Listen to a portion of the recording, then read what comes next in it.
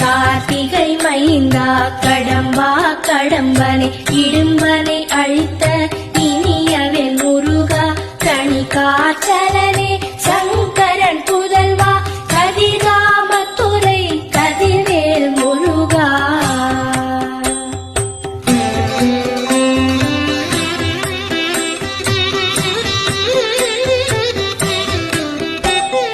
பழனிபதி வாழ் பாலகுமாரா ஆவினன் குடிவாழ்